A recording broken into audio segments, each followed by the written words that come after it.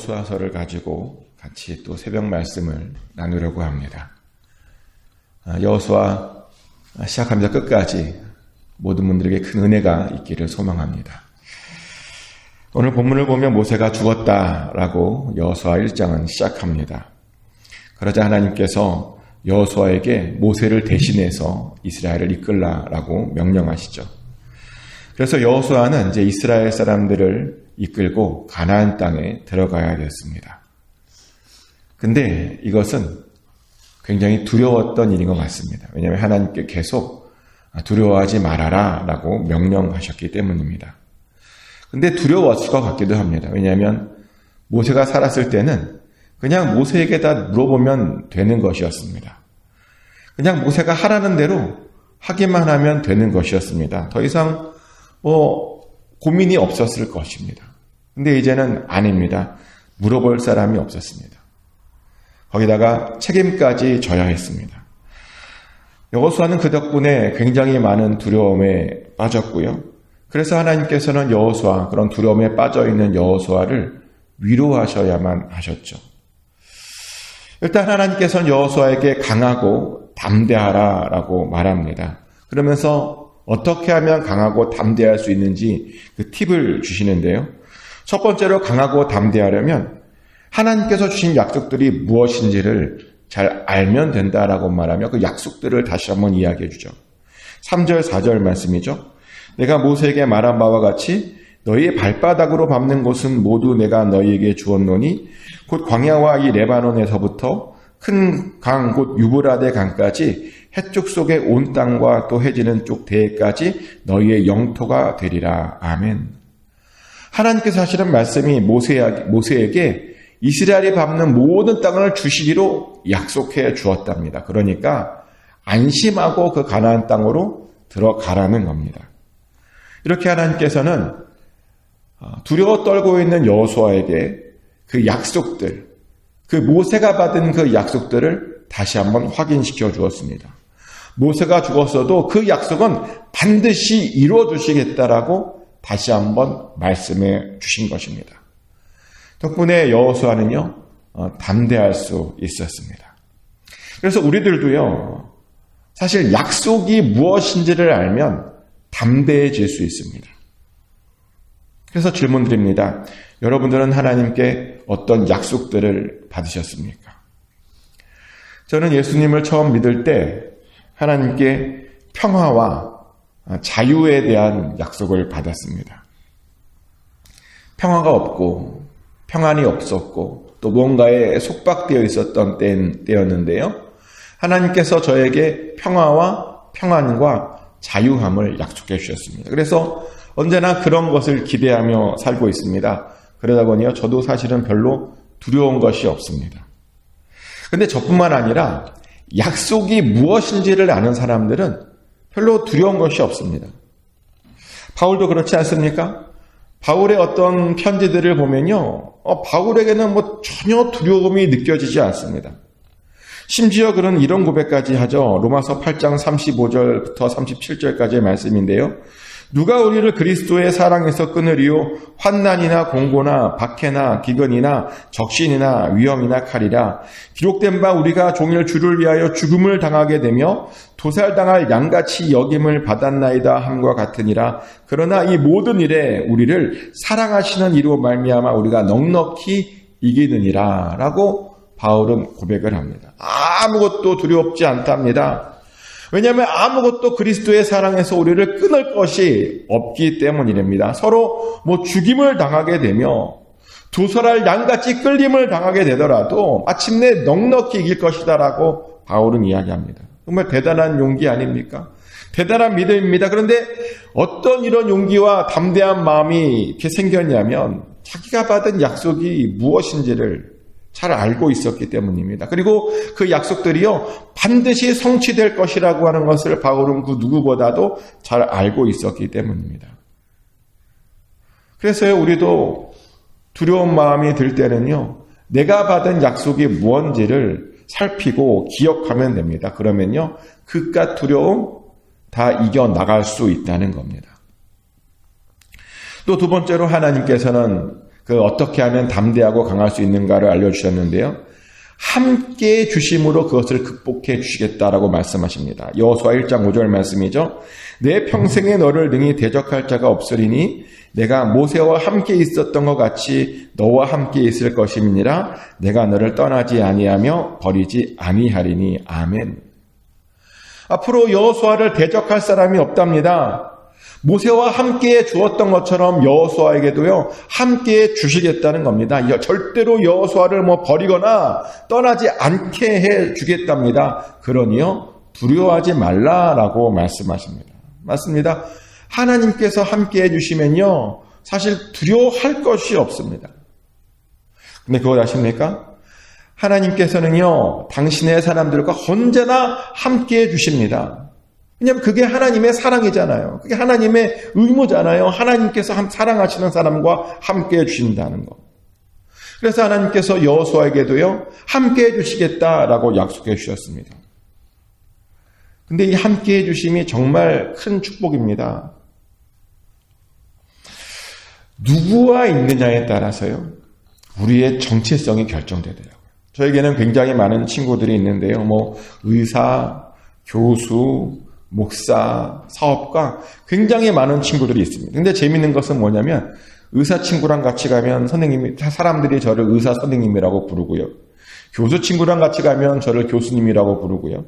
목사 친구들랑 같이 가면 저를 목사님이라고 부르고, 사업하는 친구랑 같이 가면 저를 사장님이라고 불러요.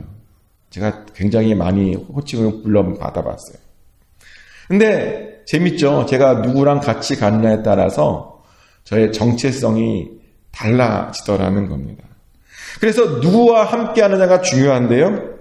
놀랍게도 하나님께서 우리와 함께 주시겠다라고 지금 약속해 주십니다.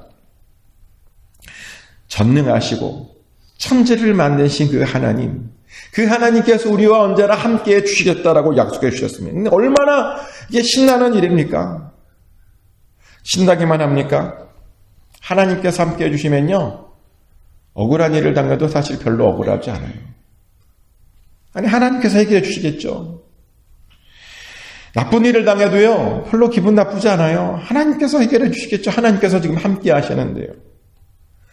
누구보다도 나의 상황과 나의 형편과 나의 여건을 아시고 내 중심을 아시다 보니 별로 어떤 일을 당해도 염려되거나 기분 나쁘지 않습니다. 하나님께서 알고 계시는데 큰일이 날까요? 하나님께서도 알고 계시는데 우리가 망하겠습니까? 아니요.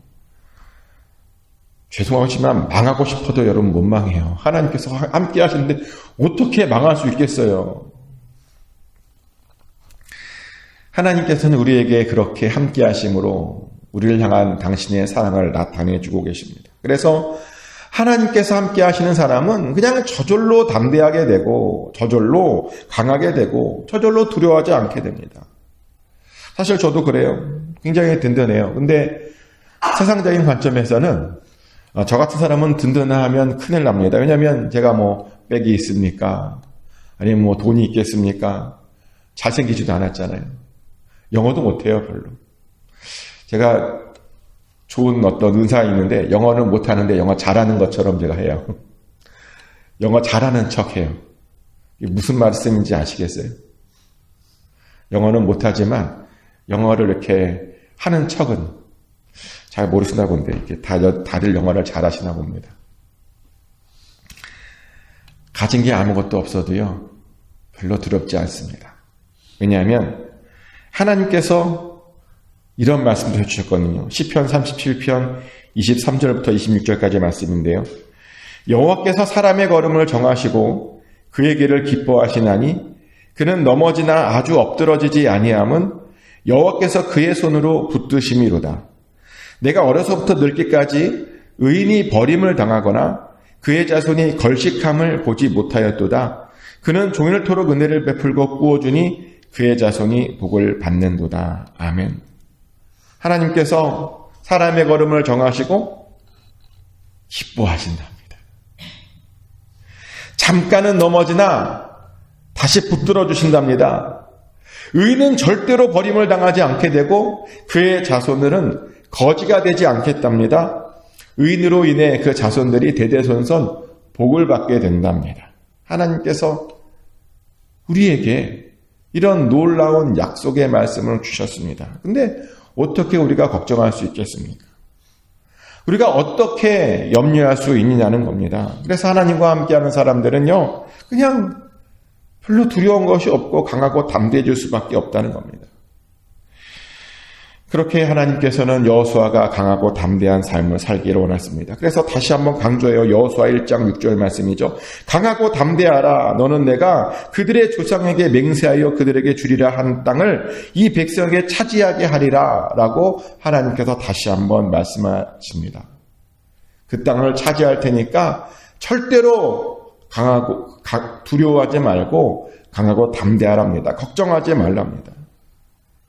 그래서 우리는 그렇게 살아야 되는데, 근데 문제는 어떤 사람들은요, 이렇게 강하고 담대하라고 말을 함에도 불구하고 여전히 두려워하는 사람들이 있습니다. 여전히 걱정하고, 여전히 염려하고, 그래서 어떻게 할 줄 모르고 떨고 있는 그런 사람들이 있습니다. 그래서 물어봐요. 왜 그렇게 담대하지 못하냐? 그랬더니 자기는 어려운 일이 오면 하나님보다 그 어려운 일이 크게 보인대요. 걱정이 자기를 사로잡는답니다. 그 어려운 일을 무시해야 될 것 같은데 무시가 되지 않고 자꾸만 그 어려운 일이 자기 마음속에 커진다는 겁니다.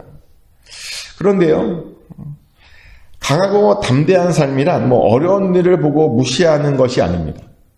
강하고 담대한 삶이란 무서운 일이 생겨서 그것을 못 본 척하고 그냥 지나가는 그런 것이 아닙니다. 강하고 담대한 삶이란 그런 게 아니고요. 뭐냐면 강하고 담대한 삶이란 하나님의 말씀에 집중하며 사는 삶입니다. 어려운 것, 무서운 것에 집중하는 것이 아니라 오직 하나님의 말씀에 집중하게 되면요, 다른 것이 보이지 않게 되고, 그래서 우리가 저절로 강하고 담대하게 됩니다. 말씀에 집중하면요, 우리가 좌로나 우로나 치우치지 않게 된다는 겁니다. 그게 7절 말씀이죠. 오직 강하고 극히 담대하여 나의 종 모세가 내게 명령한 그 율법을 다 지켜 행하고 우로나 좌로나 치우치지 말라. 그리하면 어디로 가든지 형통하리니. 아멘. 어려운 일이 생겼을 때 우리가 그 어려운 일을 집중하는 것이 아니라 하나님 말씀만 지켜 행함으로 좌로나 우로나 치우치지 않게 되면 우리가 강하고 담대하게 된다는 겁니다. 무서운 것을 못 본 척하고 애써 태어난 척하는 것이 아니라 하나님의 말씀에 집중하고 그 말씀대로 살려고 하면 바로 강하고 담대한 삶을 우리도 모르게 살게 된다는 것입니다. 그래서 우리가 사실 어떤 일이 있을 때 그 일에 집중하는 것이 아니라 하나님의 말씀에 집중하며 살면 되는 겁니다. 하나님의 말씀에 집중하기 위해서 말씀을 가까이 하면, 그렇게 하면 되는 겁니다. 실제로 하나님께서 여호수아에게 그것을 바로 권면했죠. 여호수아 1장 8절 말씀이죠. 이 율법책을 내 입에서 떠나지 말게 하며 주야로 그것을 묵상하여 그 안에서 기록된 대로 다 지켜 행하라. 그리하면 내 길이 평탄하게 될 것이고 내가 형통하리라. 아멘. 강하고 담대하게 되는 법, 하나님의 말씀이 우리의 입에서 떠나지 않으면 된답니다. 그 말씀을 주야로 묵상하면 된답니다. 그렇게 하나님의 말씀에 집중하면 강하고 담대할 수 있다는 겁니다. 그래서 우리는 하나님의 말씀을 가까이 하기만 하면 되는 겁니다. 하나님의 말씀을 주야로 묵상하기만 하면 되는 겁니다. 근데 감사하게도 여기 계신 분들은 그러신 것 같아요. 새벽마다 하나님의 말씀을 사모해서 듣고 또 그 말씀 붙들고 기도하고 걱정이 없죠.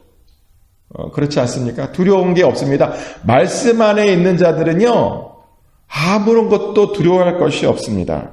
하나님께서 우리에게 은혜를 베풀어 주셔서 이렇게 말씀을 사모하게 하시고 새벽마다 말씀을 듣게 하시니 얼마나 놀라운 은혜입니까? 근데 많은 분들은 이렇게 말씀을 가까이 하지 못합니다. 그래서 그렇게 두려워하고 그래서 그렇게 염려하는 것입니다. 정말 보면요, 쓸데없는 걱정을 합니다. 안 해도 될 것 같은 걱정을 합니다. 이런 일이 일어나면 어떡하겠습니까? 라고 물어보고 걱정에 계속 꼬리를 물고 걱정하며 어떤 조그만 일이 자기 계획대로 틀어지면 어떻게 할 줄 몰라서 무서워 떨고 있는 그런 사람들이요, 정말 많습니다.